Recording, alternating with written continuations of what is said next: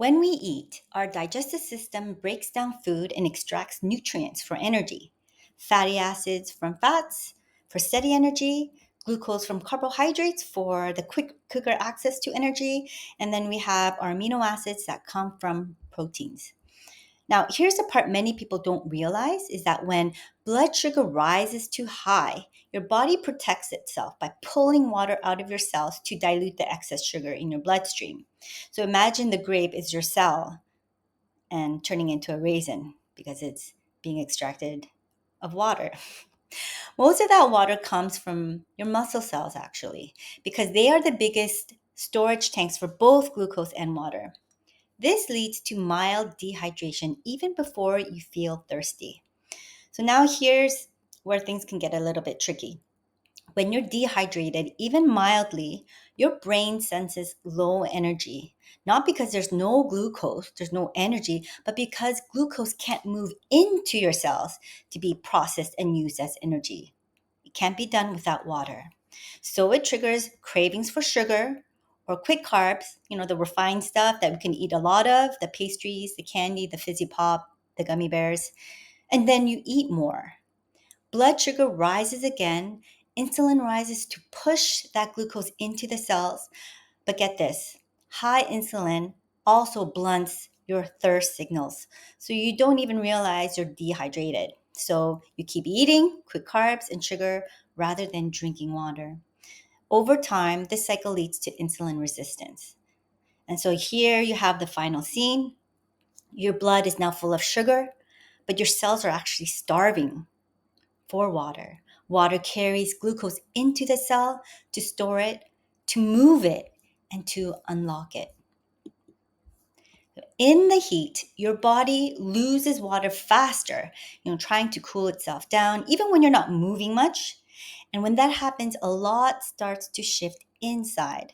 So to cool down, your body automatically pulls water from your blood plasma, the liquid part of your blood.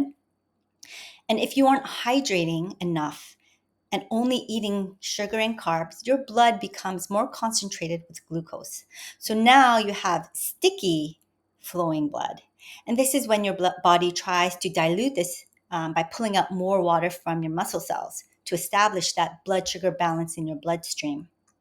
This leaves you in a state of dehydration that makes it harder to cool down, think clearly, keep blood sugar balanced, and move. Remember, stored energy includes water, this is all being pulled out of your muscle cells. Your brain is trying to preserve its energy. So when you're dehydrated, glucose also has a harder time getting into your cells. Remember, water and glucose are paired. So here in the image there, you see 3 molecules of water attached to 1 glucose. And it doesn't listen to insulin. Well, it can't listen to insulin that says pull the glucose in to be stored in your cells because there's no water to bring that in. That means less fuel for your body. That's when you feel all the early symptoms of dehydration: brain fog, low energy, sugar and carb cravings. And when you respond to the sugar cravings, no judgment, guys.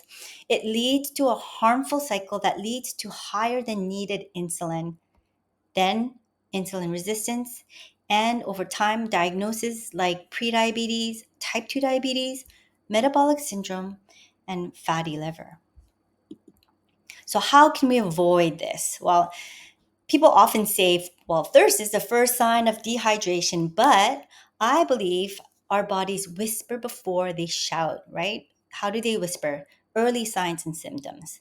And some of these early signs and symptoms of dehydration can look like brain fog, cravings for sugar or salt, fatigue, headaches, prolonged stress response. So after there's a stressful event, it takes longer than usual for your body to calm down, for your mind to calm down. Dry mouth, constipation, and not voiding in 4 hours. So by the time you acknowledge your symptoms or feel thirsty, you're actually already playing catch up. So next, what else can you do? You can hydrate proactively, especially if you don't tolerate hot, humid weather or if you're also exercising. It can look like 8 cups of water spaced out like 2 to 3 cups upon waking. You can add a squirt of lemon in there if you'd like, and 2 or 3 cups between your meals. You can make hydration easier by purchasing a stainless steel bottle or one that you already have and filling it up with water and just carrying it around with you everywhere you go, running errands, if you're going to the car, drinking water in your car when you step out, when you come back in, drinking as well. This is the one that works well for me. Then also adding a pinch of Himalayan salt or unsweetened electrolyte drops, especially in those hot and humid weather moments.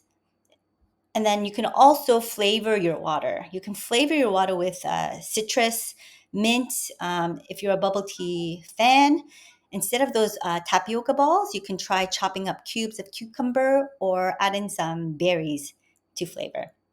You can also just also enjoy iced herbal teas. And you can also set reminders every 2 hours on your phone to drink a cup of water.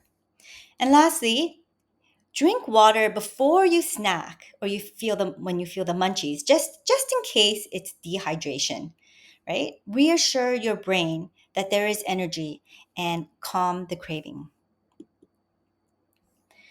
Hydration isn't just about preventing thirst. It's also about helping your body use energy and stay calm, balance that blood sugar. So here's your challenge. Try 3 intentional days of hydration and watch what happens to your cravings, your energy levels, and your focus. To make it easier, I've created a free dehydration checklist you can print and stick on your fridge.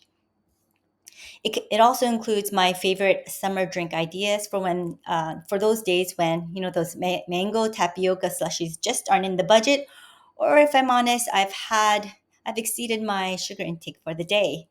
You'll find it linked below in the description. If this gave you a new way to think about hydration, I invite you to please share it with a friend who might need this fresh perspective. Thanks for watching and see you next time.